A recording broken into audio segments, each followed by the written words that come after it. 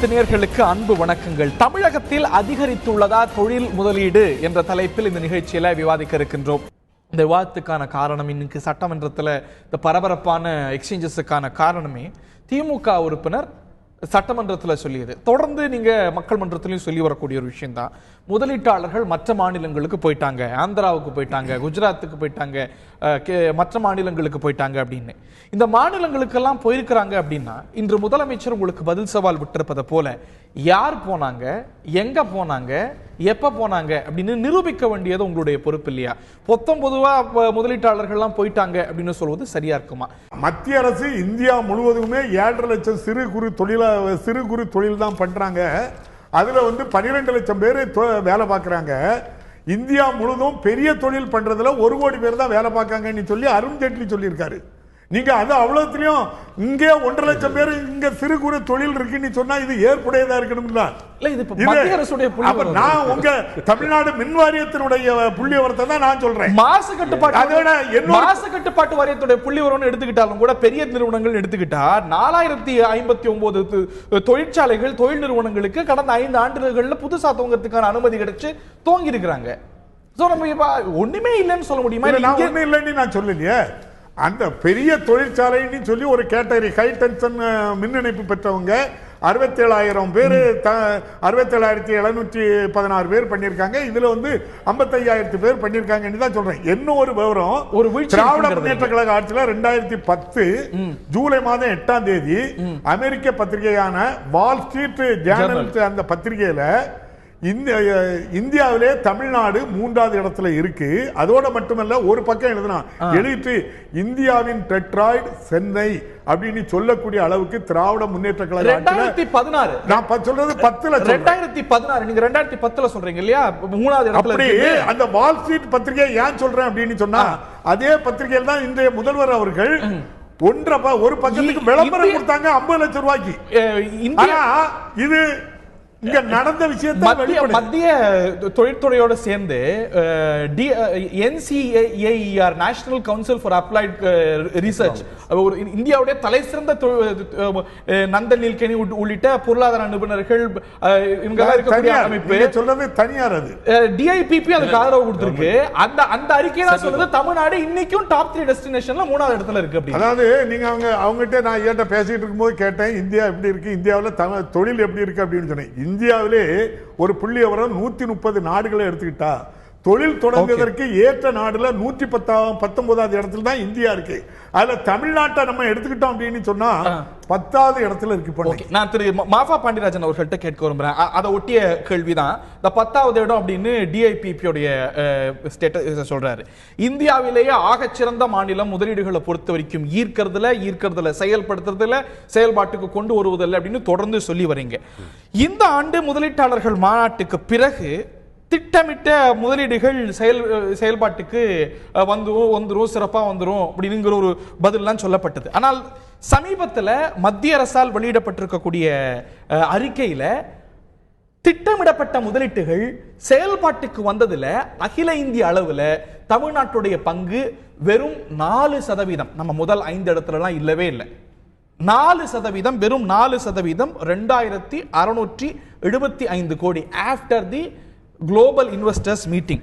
ஆந்திரா எடுத்துக்கிட்டா 6355 கோடி, கர்நாடகா எடுத்துக்கிட்டா 7371 கோடி, மகாராஷ்டிரா நம்ம பக்கத்துல கூட போக முடியாத அளவுக்கு 38,000 கோடி.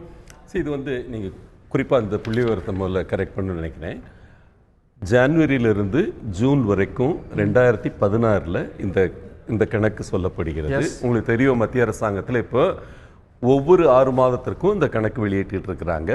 இதற்கு முன்னால எடுத்ததையும் நீங்க பார்க்கணும். இந்த 6 மாதத்துல தமிழகத்துல என்ன நிகழ்ந்ததுன்னு நீங்க பார்க்கணும். தமிழகத்துல எலெக்ஷன் பீரியட், அந்த டயத்துல கவர்மெண்ட் மார்ச்சோட அநேகமா செயல்பாடு இழந்து விட்டது. எல்லாருமே எலெக்ஷன் மோட்ல போயிட்டு இருந்த டைம் அந்த நேரத்தில் ஒரு அன்சர்டனிட்டி இருந்தது. அதனால இன்வெஸ்ட்மெண்ட் கன்வர்ஷன்றது எப்பவுமே அந்த டயத்துல குறைவா இருக்கு. அதுதான்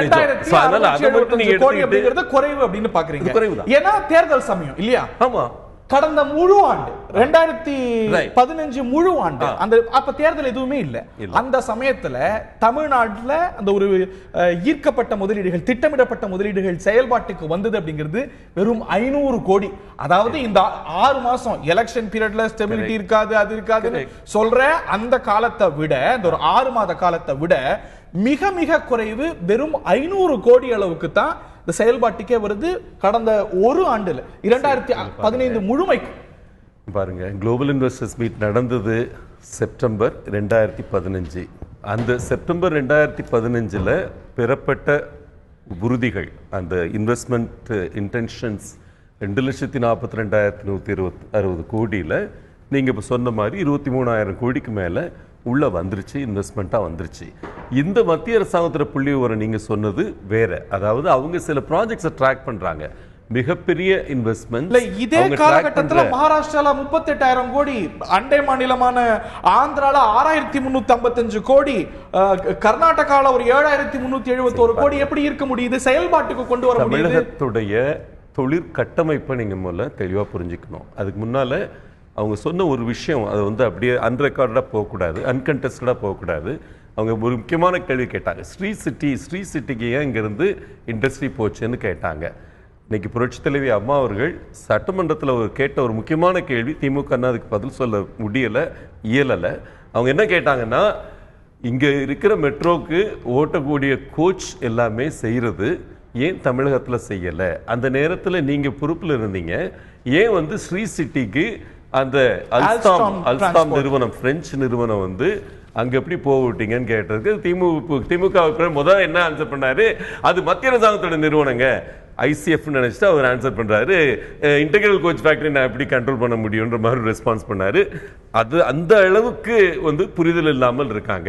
அதனால அப்படிங்கிற கேள்வி நீங்க கேட்கறீங்க. அந்த ஸ்ரீ சிட்டி இருக்கக்கூடிய ஆந்திர பிரதேசம் இந்த 6 மாசத்துல 6,355 கோடியை செயல்பாட்டுக்கு கொண்டு வருது முதலீடுகளை. ஆனா இதே காலகட்டத்தில் தமிழ்நாடு, நம்முடைய தமிழ்நாடு வெறும் செயல்பாட்டுக்கு கொண்டு வரக்கூடிய முதலீடு வெறும் 2,675 கோடி. அப்படின்னா ஆந்திராவை விட கர்நாடகாவை விட நம்ம சிறப்பா இருக்கும் அப்படின்னு முழுமையா சொல்ல முடியும். இந்த 6 மாதத்தை வச்சு நீங்க பார்க்க கூடாது, இந்த ப்ராஜெக்ட் ரிப்போர்ட்ஸ் மட்டும் வச்சு நீங்க பார்க்க கூடாது.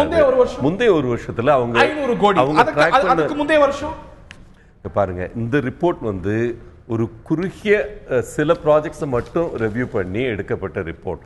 நீங்க முதல்ல சொன்ன மாதிரி national institute of applied economic research அவங்க ரிப்போர்ட் வந்து ரெகுலரா வந்துட்டு இருக்கு. இது மாதிரி எண்ணற்ற ரிப்போர்ட், ஐஎம் ரிப்போர்ட். அந்த national council of applied economic research Tamil Nadu top 3 டெஸ்டினேஷன்ல ஒன்றா சொல்லுது, நான் மறுக்கவே இல்லை. ஆனா அதே national council of applied economic research அதே அறிக்கையில கரப்ஷன் பெர்செப்ஷன் அப்படின்னு சொல்லி ஊழல் பற்றிய பார்வையில தமிழ்நாட்டுக்கு முதல் இடம் கொடுக்கிறது. அதை ஏத்துக்கிற நீங்க இதை ஏத்துப்பீங்களா? இல்ல, இது அவங்களே சொல்ற மாதிரி இது ஒரு பெர்செப்ஷன். ஓகே, இது யாரோட பெர்செப்ஷன்? அதுக்குள்ள நீங்க டீப்பா போய் பாத்தீங்கன்னா எந்த அளவுக்கு growth இருக்கு, எந்த அளவுக்கு விழுந்திருக்கு.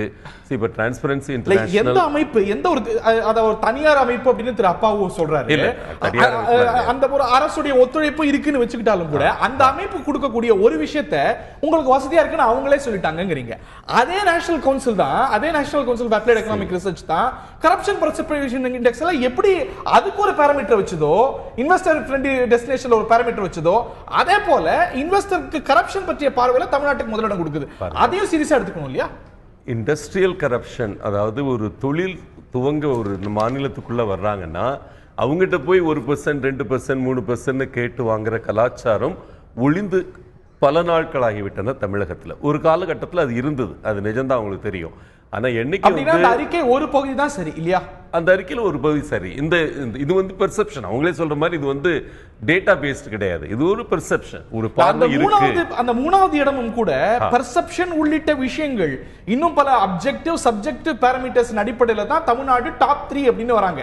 அதை ஏத்துப்பீங்க, ஆனா இன்னொரு அழகை ஏத்துக்க மாட்டீங்க. ஏன்னா நீங்க வந்து proof of the pudding is in eating. நீங்க வந்து இதனுடைய ரிசல்ட் என்னன்னு பார்க்கணும். 5 வருடங்கள் அம்மா எடுத்த முயற்சியினால இன்னைக்கு வந்து நம்ம பொருளாதார உற்பத்தி இந்தியாவிலே 2வது இடத்துல வந்திருக்கு. 12,12,000 கோடி நம்ம இன்னைக்கு வந்து ஜிடிபி நம்ம உயர்த்தி இருக்கிறோம். இந்த ஜிடிபி உயர்த்திற்கு முழு முதற் காரணம் நம்ம பொருளாதார உற்பத்தியை வந்து மெயினா இண்டஸ்ட்ரி, சர்வீசஸ் இதெல்லாம் சேர்ந்து தான் வருது.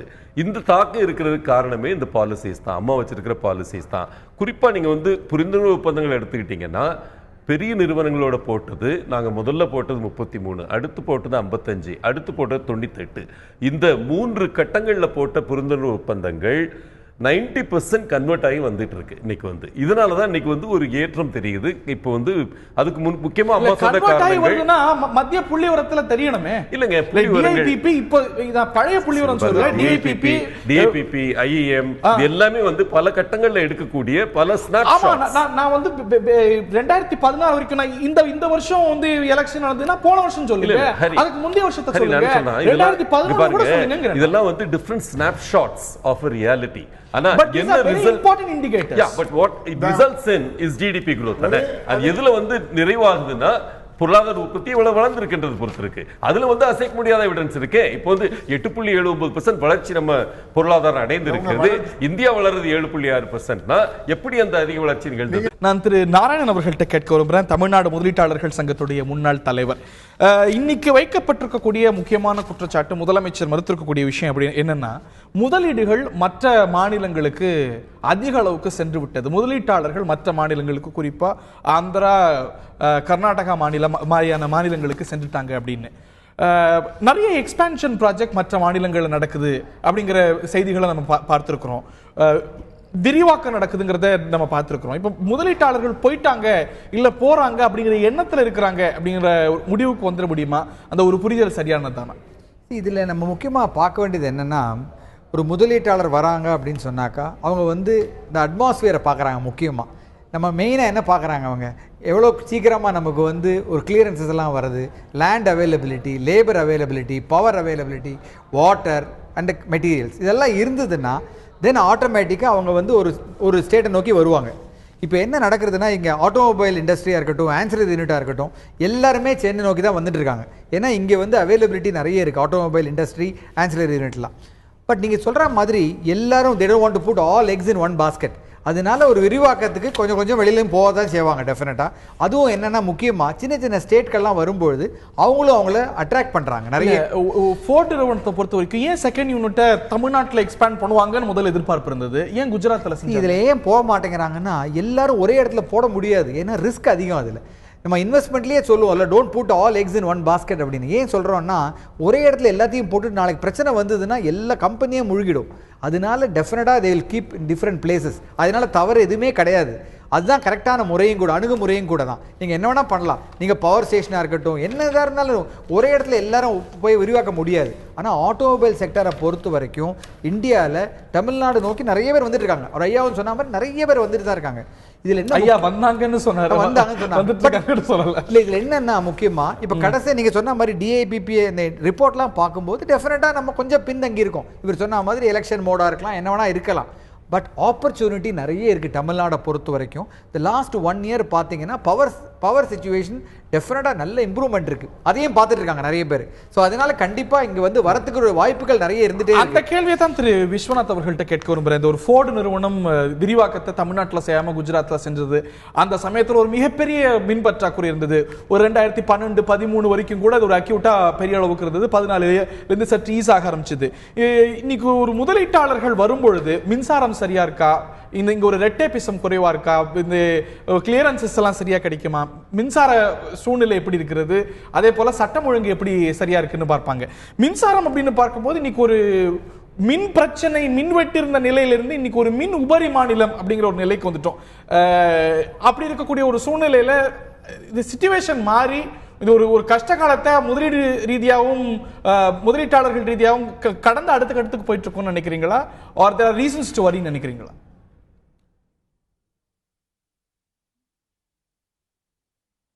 மூன்று காலகட்டமாக நம்ம இதை பார்க்க வேண்டிய ஒரு நிலையில் இருக்கிறோம். 2008 உலகளாவிய ஒரு மந்த நிலை வந்தபோது இந்தியா முழுக்க அதில் பாதிக்கப்பட்டது. தமிழ்நாட்டில் கடந்த 6 ஆண்டுகளில் பல மாற்றங்கள் நம்மளை பாதித்தன.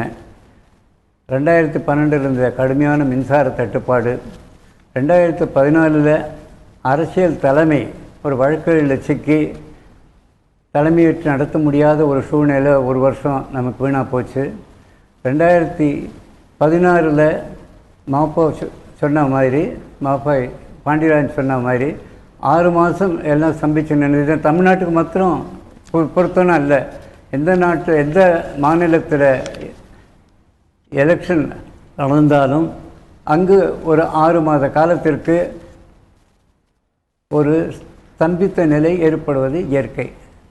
நான் குளோபல் இன்வெஸ்டர் மீட் நடந்த விதத்தை அருகில் நின்று கவனமாக பார்த்தேன். தமிழ்நாடு முழுக்க சுற்றுப்பயணம் செய்து பார்த்தேன். அப்போது 2,42,000 கோடிக்கு முதலீடுகள் ப்ராமிஸ் செய்யப்பட்டன என்பது உண்மை. ஆனால் அதே காலகட்டத்தில் எடுத்தேனால் எல்லா மாநிலங்களும் முதலீட்டாளர்களை ஈர்ப்பதற்காக பெரிய மாநாடுகள் நடத்தினார்கள்.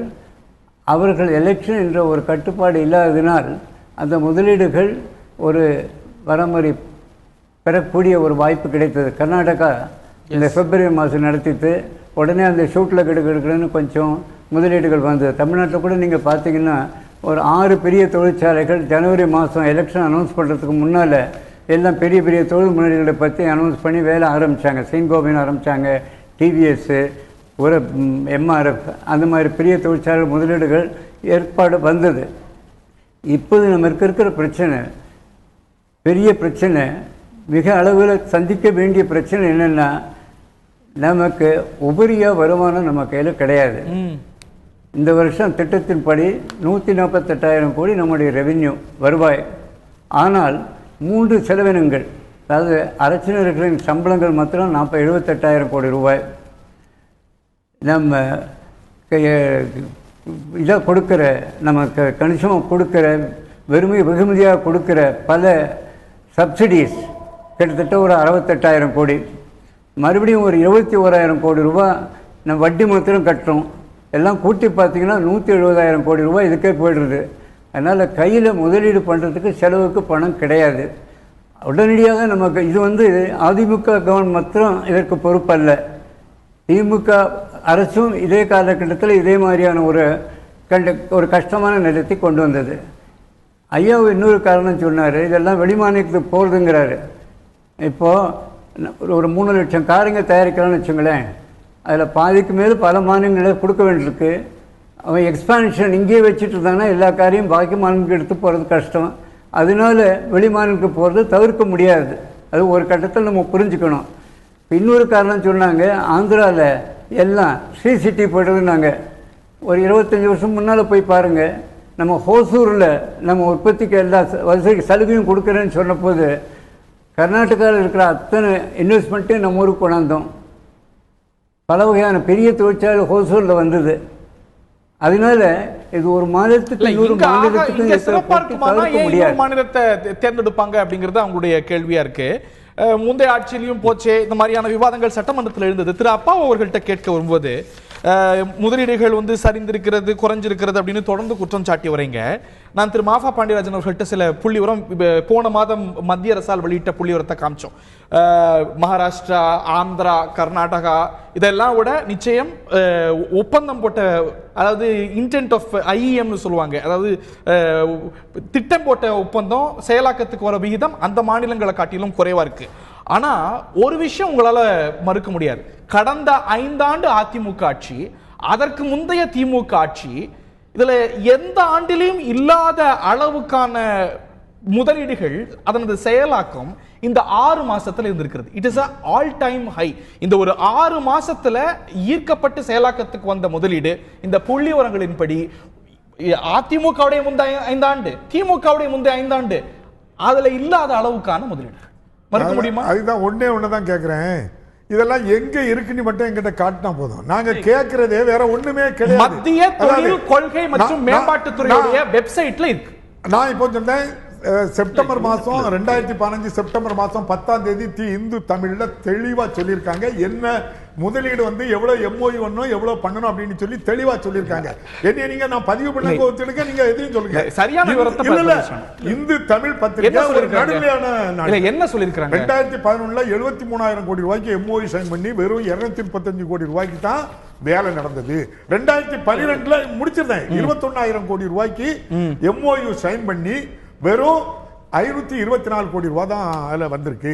அதே போல 2013 27,000 கோடி ரூபாய் MOU சைன் பண்ணி வெறும் 2,294 கோடி ரூபாய் தான் வந்திருக்கு. அதே போல 2015 கிட்டத்தட்ட 5,000 கோடி ரூபாய்க்கு 2015 பண்ணது கிட்டத்தட்ட 17,412 கோடி ரூபாய்க்கு MOU சைன் பண்ணி வந்த பணம் வந்து 2,500 கோடி ரூபாய்க்கு அன்னைக்கு வந்திருக்கு. அதுக்கு அடுத்தாப்புல 2016 வந்து கிட்டத்தட்ட 41 கோடி ரூபாய் தான் முதல் மூலதனம் வந்திருக்கு. இவ்வளவு வந்து இல்ல முடிச்சிருந்தேன். இது நான் சொல்லல. 2015 தி இந்து தமிழ் பத்திரிகையில செப்டம்பர் 10 வந்த விவரத்தை நான் சொல்றேன். இதுல கேள்வி இப்ப அவங்க எல்லாம் சொன்னாங்க நிறைய மூலதனம் இதன் அடிப்படையில தான் கேட்கிறேன். இது அப்படியே ஏத்துக்கிட்டாங்க. அதுக்கு இடையில இதே ஏத்துக்கிட்டாங்க. தம்பி மாபா பாண்டியராஜனுக்கு ஒரு சின்ன விவரம் மட்டும் சொல்லணும். அவங்க சொன்னதுனால அவங்க அம்மா வந்து இந்த ஃபேக்டரியை வந்து நம்முடைய மெட்ரோ ட்ரெயின் திட்டத்துக்குள்ள இந்த ரயில் பெட்டி செய்யறது ஆந்திராவுக்கு ஏன் போச்சு அப்படின்னு சொல்லி ஒரு கேள்வியை கேட்டாங்க. அப்படிங்கிறது நிறைய கம்பெனிகள் பேருக்கு இந்த ஒன்றும் எங்க பீரியட்ல போச்சு அப்படிங்கிறத முன்னிறுத்தி அவங்க வந்து கேட்டாங்க. அதுக்கு பதில் சொல்லும் போது என்ன சொன்னாங்கன்னா சரியான புரிதல் இல்லாம அசம்பிளில பேசினாங்க அப்படின்னு சொன்னாங்க. இந்த வார்த்தை தவறான வார்த்தை. ஏதோ எல்லாருக்கும் எல்லாம் தெரிஞ்ச மாதிரி சொல்லக்கூடாது. ஏன் புரிதலை எடுத்துக்கிட்டா எப்படி இருக்கும் அப்படின்னு சொன்னா நம்முடைய மதுரை வாயில் பறக்கும் துறைமுகம் மதுரை வாயில் திட்டம் 1,800 கோடி ரூபாய்க்கு எடுத்த கான்ட்ராக்ட்காரன் அம்போடு சுப்ரீம் கோர்ட் வர போய் நிற்கிறான். அதே போல சைனா கம்பெனிக்காரன் உடன்குடியில கிட்டத்தட்ட 2,660 மெகாவாட்டுக்கு L1 அவன் என்ன அவனுக்கு தான் கொடுக்கணும். என்ன விவகாரமோ கொடுக்கல. ஹைகோர்ட் அவனுக்கு கொடுக்க சொல்லிட்டு இப்போ வந்து சுப்ரீம் கோர்ட்ல கேஸ் பெண்டிங்ல இருக்கு. இந்த பணம் மெட்ரோ ட்ரெயினுக்கு பண்ணது மாநில அரசு மத்திய அரசு ஒரு 14% அளவுக்கு இருக்கும். மீதி முழுதும் ஜப்பான் ஒரு பேங்க் தான் அவ்வளவு பணத்தை அவன் இன்வெஸ்ட் பண்றான். அவன் வந்து அது ஒரு இன்டர்நேஷனல் டெண்டர். அது பண்ணும்போது உலகளவில் தமிழ்நாட்டுக்கு ஒரு பேர் இருக்கு. ஏர் ஏசியா நிறுவனம் தமிழ்நாட்டில் வந்து மெட்ராஸ்ல ஒரு கம்பெனியை ஆரம்பிக்கிறான். அவன் வந்து ஏர் ஏசியா நிறுவனத்தை ஆரம்பிச்சு ஆபீஸ் போட்டு ஃபங்க்ஷன் ஆனதை போட்ட நெருக்கடியில் அவன் கூட்டி கொண்டு போய் இப்போ எங்க பெங்களூர்ல போய் ஆரம்பிச்சிருக்கான். அதை நான் வெளிப்படையாட்டு சொன்னோம்னா 100 கோடி ரூபாய் கேட்டாங்க அப்படின்னு சொல்ல விரும்பல. அவங்க போட்டுட்டு ஆதாரம் இல்ல அவங்க போட்டவன் ஏன் அப்போ திரும்ப பெங்களூர் கொண்டு போனான். இதே அடிப்படையில தான் உலக வங்கியில இருந்து உலக அளவுல டெண்டருக்கு வரவங்க தமிழ்நாட்டின் நிலைமையை புரிஞ்சு நீ இதை பண்ணணும்னா இங்க போடாத மற்ற இடத்துல போடு. ஏன்னா நாளைக்கு பிரச்சனை வரும். இங்க டெண்டர் செய்யூர்ல 4000 மெகாவாட் 24,000 கோடி ரூபாய்க்கு ஃபியூஸ் கோயில் இங்க தங்கி இருந்தாரு. டெண்டர் வைக்க முடியல. அவரால் அதனால தான் சொன்னாரு. நான் உங்கள்ட்ட கேட்ட கேள்வி கட்கரி என்ன சொல்றாரு? 50,000 கோடி ஃபண்ட் இருக்கு. தமிழ்நாடு ஒத்துழைப்பு. சுப்பிரமணிய சாமி என்ன சொல்றாரு? தொழில் வளர்ச்சி இல்ல. ஏன் தமிழ்நாடு ஒத்துழைப்பு இல்லைங்கிறாரு? தொழில் வளர்ச்சி இல்லங்கிறீங்க. இல்ல தமிழ்நாடு ஒத்துழைப்பு இல்ல. நான் உங்கள்ட்ட கேட்ட கேள்வி நீங்க ஒரு புள்ளிவிவரங்கள்லாம் குறிப்பிட்டீங்க. திரு கருணாநிதி அவர்களுடைய அறிக்கை செப்டம்பர் மாதம் வந்தது. அவரும் மத்திய புள்ளிவிவரங்களை தான் சுட்டி காட்டுறாரு. அப்படியே கொஞ்சம் ரீவைண்ட் பண்ணி பார்த்தோம்னா திமுக ஆட்சியில போடப்பட்ட ஒப்பந்தங்கள், அதாவது IEM போடப்பட்ட திட்டங்கள் எவ்வளவு செயல்பாட்டுக்கு வந்திருக்கிறது? இந்த வருஷம் மட்டும் இந்த ஒரு 6 மாசத்துல மட்டும் 2,675 கோடி வந்திருக்கு. திமுக ஆட்சியில இந்த 5 ஆண்டுகள்ல ஏதாவது ஒரு வருஷம் 1 இயர் ஏதாவது ஒரு வருஷம் இந்த அளவுக்கு செயல் விகிதத்துக்கு வந்திருக்கா? ஒரே ஒரு வருஷம் சொல்லுங்க. நோக்கியா யார் காலத்துல வந்தது? ஃபாக்ஸ்கான் யார் காலத்துல வந்தது? செயின் கோபைன் யார் கொண்டு வந்தது? எல்லாமே பல்லாயிரம் முதலீடுகள் குறைஞ்சிருக்குங்கறீங்க. முதலீடுகள் குறைஞ்சிருக்குங்கறீங்க. இந்த 6 மாதம் வந்த அளவுக்கான முதலீடு, அதாவது செயலாக்கத்துக்கு வந்ததுக்கான முதலீடு முந்தைய உங்களுடைய ஆட்சியில ஒரு வருஷம் வந்திருக்கு. இல்ல நீங்க இந்த 6 மாத காலத்துல வந்ததாட்டு சொல்றது அவ்வளவு மாயன்னு எங்க? மாய இல்ல சார், மத்திய அரசாங்கத்துடைய புள்ளிவிவரம் சார். இல்ல அதுதான் எங்கன்னு சொல்லுங்க. இல்ல ஒண்ணும் இல்ல. நீங்க தொழில் இப்ப நான் என்ன சொல்றேன்னா எங்க ஊர்ல நாங்குநேர்ல ஒரு ஹைடெக் பார்க் இருக்கு. தொழில்நுட்ப பூங்கா திராவிட முன்னேற்ற கழக ஆட்சியில கொண்டு வந்தது. இந்த கடந்த 5 ஆண்டு காலத்துல ஒரே ஒரு கம்பெனி அங்க வந்து சொல்லுங்க நீங்க. அதே போல கங்கை கொண்டான்ல இல்ல கேட்டுட்டே இருக்கீங்க. இல்ல யமஹா வந்திருக்கு சமீபத்துல. நான் விரிவான விவரத்தை நான் கேட்க வரும்போது பாண்டியராஜன் அவர்கள்ட்ட கேட்க வரும்போது பல்வேறு மத்திய புள்ளி விவரங்களை நீங்க சுட்டி காட்டினீங்க. முதலமைச்சர் அவையிலேயே சுட்டி காட்டினாங்க. குறிப்பாக மத்திய தொழில் கொள்கை மற்றும் மேம்பாட்டுத்துறையுடைய அறிக்கைகள் பல சுட்டி காட்டப்பட்டது. அவங்களுடைய மற்றும் ஒரு அறிக்கையை சுட்டி காட்டுறது, எல்லாத்துலயும் டாப் 3ல இருக்கும், டாப் 5ல இருக்கிறோம் அப்படின்னு நீங்க சொல்றீங்க. மற்றும் ஒரு அறிக்கை சொல்கிறது, மாநில அரசுகள் மத்திய அரசாங்க வணிக சீர்திருத்தங்களை அமல்படுத்துறதுக்கு குறிப்பாக ஒரு ரேங்கிங் போடும்பொழுது தமிழ்நாட்டுக்கு 12வது இடம் கொடுக்குது. அந்த ரேங்கிங் 44.5 மார்க். இதெல்லாம் பெருமைப்படக்கூடியதா? அந்த அறிக்கை கொஞ்சம் பேக்ரவுண்ட் பார்க்கணும். இது வந்து உலக வங்கியோட அறிக்கை. நீங்க சொல்றது வந்து உலக வங்கி வந்து ஈஸ் ஆஃப் டூயிங் பிசினஸ், அதாவது எந்த இடத்துல அந்த சூழ்நிலை நல்லா இருக்கு தொழில் துவங்குவதற்கு அதை ஈஸியா ஆக்குறது என்னென்னலாம் செய்யணும்னு சொல்லி 55 ஐட்டங்களை அவங்க எடுத்து இந்த 55 ஐட்டங்கள்ல வந்து எந்த மாநிலங்கள் முன்னேற்றத்தை ரெக்கார்ட் பண்ணியிருக்குன்றத அதுல பாக்குறாங்க. ஓகே, நம்ம தமிழகத்தை பொறுத்த வரைக்கும் ஏற்கனவே பல இண்டிகேட்டர்ஸ்ல நம்ம ஹை ஸ்கோர்ல இருக்கோம். ஓகே, இது வந்து ஒவ்வொரு 6 மாதமும் பப்ளிஷ் பண்ண போற ரிப்போர்ட் உங்களுக்கு தெரிஞ்சிருக்கும்னு நினைக்கிறேன். மோடி அவர்கள் பிரதம மந்திரி இதுல வந்து இன்ட்ரெஸ்ட் எடுத்து இதை செஞ்சிட்டு இருக்கிறாரு. ஏன்னா உலக அளவுல நம்ம ஈஸ் ஆஃப் டூயிங் பிசினஸ்ல நம்ம ரொம்ப பின்தங்கி இருக்கோம். அதை முதல் முறையாக 18 பாயிண்ட் நம்ம முன்னேறி இருக்கோம். இப்போ சென்ற வருடம் இந்தியா எடுத்துக்கிட்டீங்கன்னா India ease of doing business இண்டெக்ஸ்ல வந்து 18 பாயிண்ட் நம்ம முன்னேறி வந்திருக்கோம். 18 நாடுகளை தாண்டி வந்திருக்கோம். 12வது இடத்துல இருந்து 119 தான் வந்திருக்கோம். இல்ல இந்தியா 130 நாடுகள்ல 123வது இடத்துல பாகிஸ்தான். ரெண்டு விஷயங்களை குழப்புறீங்க. இது வந்து நீங்க தெரிஞ்சதை சொல்றீங்க, நான் உண்மையை பேசுறேன். இல்லங்க, ஈஸ் ஆஃப் டூயிங் பிசினஸ்ல வந்து இந்தியா முன்னேறி இருக்கிறது சென்ற வருடத்துல. இல்ல வெறும் growth rate மட்டுமே பதிவு செய்யல. ஈஸ் ஆஃப் டூயிங் பிசினஸ் அப்படிங்கும்போது அனுமதி கிடைக்கிறது மற்றும் பல பாராமீட்டர்ஸ் எடுத்துக்கிறாங்க. சோ அதுல வந்து ஒரு 12வது இடம் அப்படிங்கிறது வந்து பெருமைக்குரியதா? ஒவ்வொரு மாநிலமும் ஒவ்வொரு டார்கெட் செட் பண்ணியிருக்காங்க. அதற்கு முன்னால் இந்த 55 பாராமீட்டர்ஸ்லயும் ஒவ்வொரு இதுக்கும் எவ்வளவு டைம் எடுக்குது, லைசன்ஸ் வாங்குறதுக்கு எவ்வளவு டைம் எடுக்கிறதுல இருந்து 55 விஷயங்களை லிஸ்ட் பண்ணி ஒவ்வொரு எலிமெண்ட்லயும் ஒரு மாநிலம் இப்ப இங்க இருந்துன்னா இந்த ஒரு வருஷத்துல இங்க போகணும் அப்படின்னு டார்கெட் செட் பண்ண சொல்லியிருக்காங்க. அந்த டார்கெட்ல நம்ம மூவ்மெண்ட் எவ்வளவு இருக்கு அப்படின்றத மெஷர் பண்றதா அந்த அதுல ஊக்கம் தேவைப்படக்கூடிய மாநிலங்கிற பட்டியல்ல அதாவது முன்னணி மாநிலம்னு ஒரு சில மாநிலங்கள், அதுல குஜராத், ஆந்திரா மாதிரியான மாநிலங்கள், ஊக்கம் இன்னும் நிறைய போகணும் அப்படிங்கிற மாநிலத்துல தான் தமிழகம் இருக்கு. உலக வங்கி தலைவர் இங்க வந்தப்போ அவரே இதை பத்தி கமெண்ட் பண்ணியிருக்கிறாரு. எப்படி வந்து இந்தியா அந்த மாதிரி ஒரு டார்கெட் செட் பண்ணி மூவ் பண்ணிட்டு இருக்குன்றத பாராட்டி இருக்கிறாரு. அவர் அதுல சொன்ன ஒரு முக்கியமான கருத்து இப்போ வந்து நம்ம வந்து திமுக ஆட்சியை பல கட்டங்களில் கம்பேர் பண்றீங்க. மற்ற மாநிலங்களை பார்க்கும்போது கர்நாடகா, மகாராஷ்டிரா, ஆந்திர பிரதேஷ் இந்த மாதிரியான மாநிலங்களை கம்பேர் பண்ணும்போது சமீபத்தில் வந்த ஏதாவது ஒரு புள்ளிவரத்தில் நம்ம ஆகா ஓகோன்னு இருக்கோம். மத்திய தொழில்துறையால் வெளியிடப்பட்ட கடந்த மாசத்துல 2 புள்ளிவரம் வந்திருக்கிறது. ஐஎம் ஃபைல் பண்ணது, ஐஎம் வந்து செயலாக்கத்துக்கு வந்தது. ரெண்டுத்திலயும் நம்ம முதல் இடத்துல, ஒண்ணுத்துல 10வது இடத்துல, இன்னொருத்துல 6வது இடத்துல இருக்குல்ல. நீங்க யோசிச்சு பாருங்க, ஐஎம் டேட்டாவை பொறுத்த வரைக்கும் போன 5 வருஷத்துல ஐஎம் தொழில் முனைவோர் ஒப்புதல் பதிவறிக்கை பெற்றுள்ளது எத்தனை நிறுவனங்கள்னு பார்த்தீங்கன்னா 5,32,819. அதே டிஐபிபி தான் இதை பப்ளிஷ் பண்றாங்க. திமுக அரசாங்கத்தில் அந்த 2006 to 2011 ஐஎம் ஃபைல் பண்ண நிறுவனங்கள் மொத்தமே 1,78,160 தான். அதே போல திமுக அரசாங்கத்தில் வந்த முதலீடு எஸ்எம்இ செக்டர்ல இன்வெஸ்ட்மெண்ட் வந்து 15,906. நம்ம இந்த 5 வருஷத்துல வந்து 88,384. செயலாக்கத்துக்கு வந்தது இல்ல, செயலாக்கத்துக்கு வந்ததுதான் சொல்றேன். செயலாக்கத்து தொழில் துவங்கிய முதலீடுகள் பாத்தீங்கன்னா 555% டிஎம்கே பீரியட்ல இருந்து 5 வருஷத்துக்கும் ஏடிஎம்கே பீரியட்ல கடந்த 5 வருஷத்துல மிகப்பெரிய டிஃபரன்ஸ்ங்க. எப்படி வந்ததுன்றதுக்கு எக்ஸ்பிளனேஷன் நிறைய இருக்கு. திமுக ஆட்சி காலத்துல ஒரு 2008 1,365 கோடி ஆக்சுவல் இன்வெஸ்ட்மென்ட்ஸ் 15,906 டிஎம்கே பீரியட்ல செயலாக்கத்துக்கு வந்தது. எம்எஸ்எம்இ செக்டர் பொறுத்த வரைக்கும் அதே இதுல வந்து ஏடிஎம்கே பீரியட்ல இந்த 2011-16 வந்து 88,354 கோடி. இந்த டிஃபரன்ஸ் வந்து 555% பாத்துக்கங்க. 5 மடங்கு அதிகமா. நடுவுல 5 ஆண்டுகள் ஆட்சி செஞ்சிருக்கீங்க.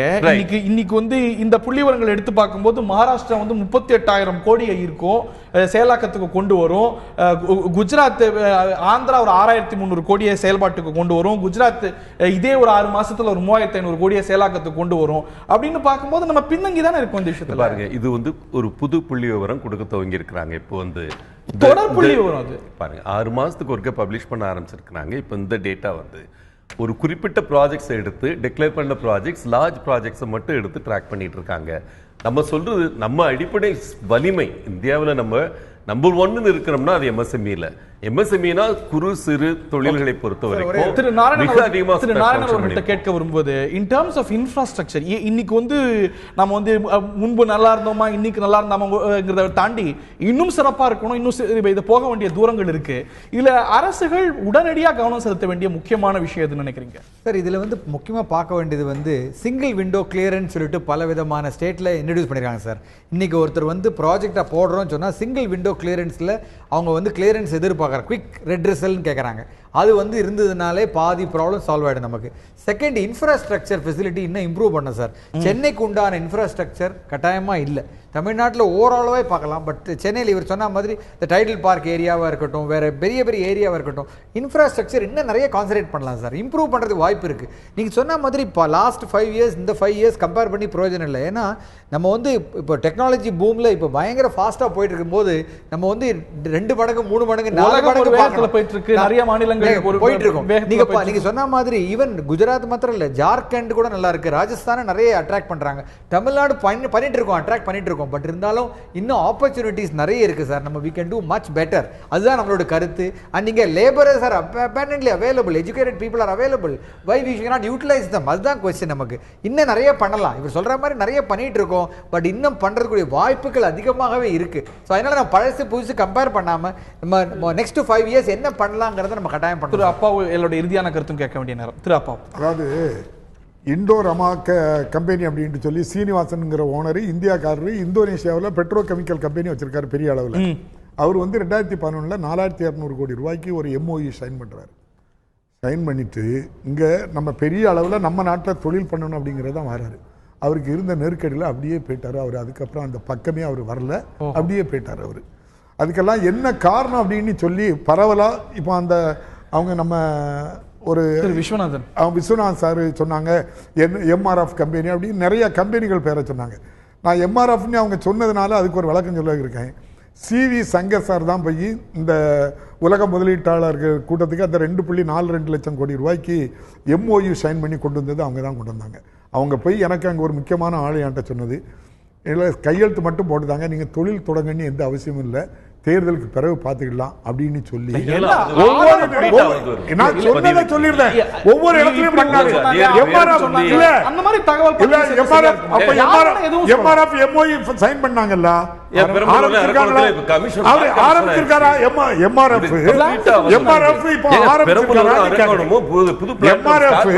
இப்ப புதுசாட்டு எந்த ஊர்ல எங்க ஆரம்பிச்சிருக்காங்க? பெரம்பலூர், அரக்கோணம் ஸ்டார்ட் பண்ணிருக்காங்க.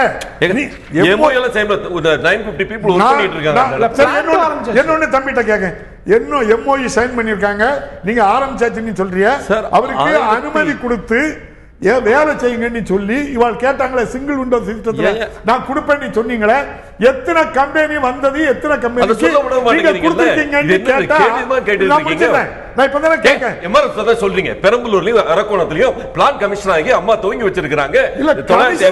பேசலனா கமிஷன் ஆனதை எதுக்கு பேசணும்?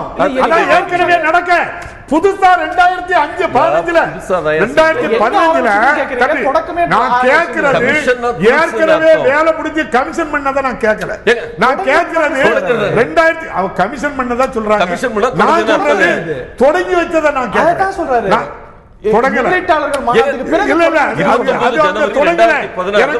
எனக்கு அங்க வேலை பார்க்கிற முக்கியமான ஆளு கூட இருக்கிறாரு. அவரு தொழிலை ஆரம்பிக்கலாங்க.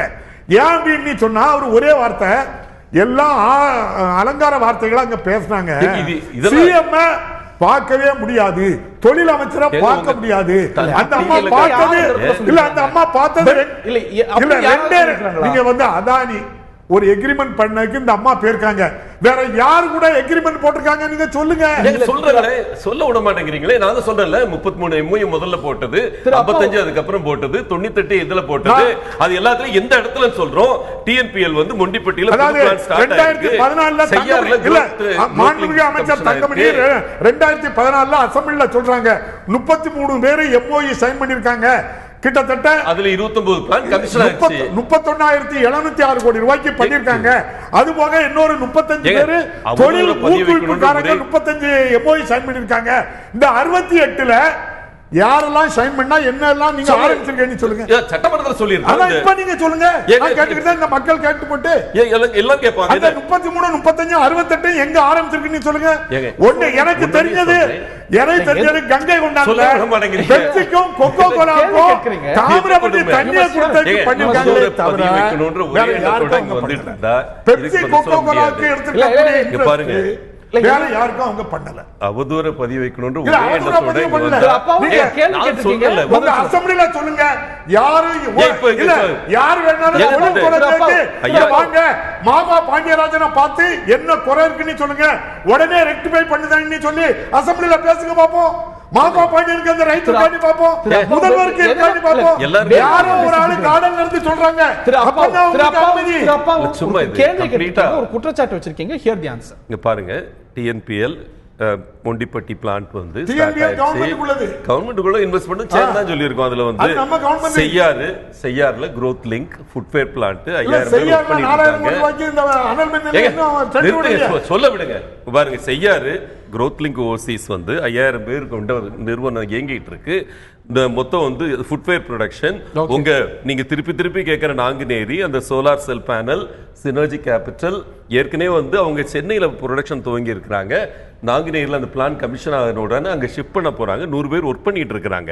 அதே போல நீங்க கேட்ட அந்த MRFல 2 பிளான்ட் வந்து பெரம்பலூர் வந்து 1200 கோடி பிளான்ட் வந்து ஸ்டார்ட் ஆயிருச்சு. அரக்கோணத்துல வந்து எக்ஸ்பான்ஷனுக்கு அடிக்கல் நாட்டப்பட்டிருக்கு. CPCL வந்திருக்கு, டெல்டா எலக்ட்ரானிக்ஸ் வந்திருக்கு, ITCயோட பிளான்ட் வெளிப்படையாட்டு இந்த கவர்மெண்ட் இவங்க எல்லாம் MOU சைன் பண்ணிருக்கோம். இவங்களுக்கெல்லாம் அனுமதி கொடுத்திருக்கோம். முதல்வர் போய் ஆரம்பிச்சு வைக்கட்டா, ஒரு தொழில்துறை அமைச்சர் ஆரம்பிச்சு வைக்கட்டா, ஒரு இருக்குங்க காணொலி காட்சி மூலம் ஒரு கக்கூத்த திறக்கிற முதல்வர் இந்த தொழிற்சாலை ஆரம்பிச்சாங்க. காணொலி காட்சி மூலம் 7 பிளான்ட் ஸ்டார்ட் பண்ணிருக்காங்க. ஒரு இடத்துல ஆரம்பிக்கலையா? ஹியர் தி எக்ஸ்பர்ட் விஸ்வநாதன் உங்களுடைய இருக்காங்க. Yes, I am sorry sir, go ahead sir. ரொம்ப நேரம் வர்றதுக்கு மன்னிக்கணும். உங்களுடைய கருத்து.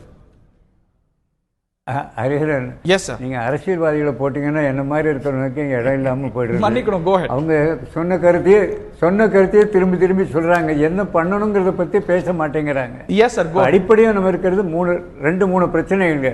ஒண்ணுங்க, அரசாங்கத்துக்கு உபரி வருமானம் இல்லை. நான் சொன்ன புள்ளிவரும்படி வரவுக்கு மேலே 20,000 கோடி அதிகம் இருக்கு. இப்போ வெளிநாட்டிலேருந்து கடன், ஜப்பான்காரன்லேருந்து பாக்கியிலேருந்து வர கடனை வச்சு முதலீடு பண்ணணும்னு பார்க்குறோம். இது தவிர்க்க முடியாமல் டிஎம்கேயும் பண்ணாங்க, ஏஐடிஎம்கேயும் பண்ணாங்க. ஆனால் முதலீடு உரியில் வரலன்னு சொல்கிறது சரியில்லை. அப்பாவை நீங்கள் என்னோட வாங்க சில தொழிற்சாலைக்கு அழைச்சிட்டு போகிறேன், செயின்கோபன் போய் பாருங்கள், 1500 கோடி ரூபாய் விரிவாக்கம் நடந்துட்டு இருக்குது. நீங்கள் நடக்கலைன்னு சொல்ல முடியாது. பெரிய ரிசர்ச் சென்டர் 230 கோடி ரூபா கொடுத்து ஐஐடியில் போட்டாங்க. 4th பெரிய ரிசர்ச், உலகத்திலே 2வது முறையான பெரிய ரிசர்ச் சென்டர் ஷோலிங்கநல்லூரில் பண்ணுறாங்க.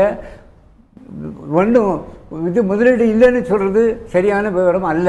நம்ம பண்ண வேண்டிய காரியம் என்னென்னா, அம்மா 2023 உலகளாவில் இதில் தமிழ்நாடு முதலிடத்தில் இருக்குங்கிறாங்க. அந்த வேதத்துக்கு தகுந்த மாதிரி முதலீடுகள் வர இல்லைங்கிறது ஒரு முக்கியமான விஷயம். நம்ம 15 லட்சம் கோடி ரூபாய், அது 1 லட்சத்தை கூட இன்னும் கிராஸ் பண்ணல. இப்பதான் அசம்பிளில வெறும் 23,000 கோடி தான் சொல்லிருக்கு. 20,000 மெகாவாட் கொண்டு வரேன்னு சொன்னாங்க. ஐயாவே, நீங்க ஒரு பத்திரிக்காரங்கிற முறையில் சொல்றேன், 2007 நீங்க கொடுத்த புள்ளி விவரம்படி தமிழ்நாட்டில் 30,000 மெகாவாட் பவர் இருக்கணும். அது ஒண்ணுமே வரல. நீங்களும் நிறைய இப்ப நாங்க கொண்டு வந்தா மேட்டூர்ல 600, வல்லூர்ல 3500, வடசென்னையில 3550, தூத்துக்குடியில 4000 எங்க போச்சு? நாங்க கொண்டு வந்த 4000 எங்க போச்சுங்க? ஒண்ணும் ஆரம்பிக்க கூட இல்ல.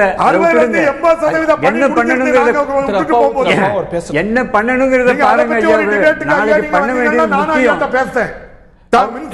தமிழ்நாட்டுக்கு பண்ண வேண்டிய காரியம் எடுத்தீங்கன்னா, முதலீடு பண்ணுறதுக்கு உபரி வருமானம் வேணும். நமக்கு இப்போ இருக்கிற 3 ஐட்டத்தில் மொத்த வருமானம் போயிடுறது.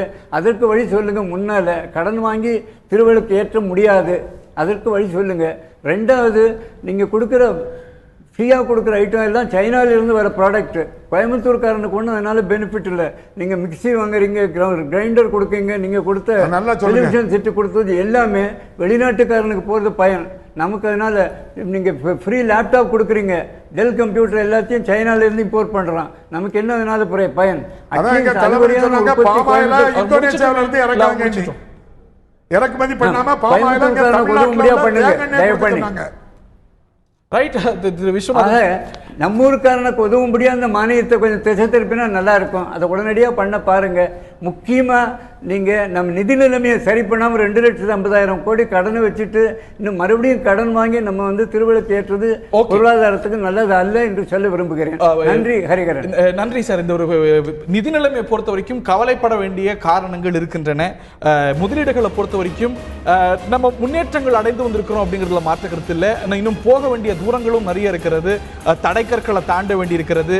நம்மை விட சிறப்பாக செய்யக்கூடிய மாநிலங்களும் சிறப்பாக முதலீடுகள் ஈர்க்கக்கூடிய மாநிலங்களும் இருக்கின்றன. நிறைய மாநிலங்கள் மிக வேகமாக போட்டி போட்டு வந்து கொண்டிருக்கின்றன. அவற்றையெல்லாம் புறந்தள்ளிட முடியாது. நமது பெருமைகள் ஒரு பக்கம், இன்னொரு பக்கம் நம்ம போக வேண்டிய தூரத்தையும் நம்ம குறைத்து மதிப்பிட முடியாது அப்படிங்கிறது தான் எல்லாருடைய பார்வையாக இருக்க முடியும். நிகழ்ச்சியில் பங்கு கொண்ட விருந்தினர்கள் அனைவருக்கும், பார்த்த நேயர்களுக்கும் நன்றி.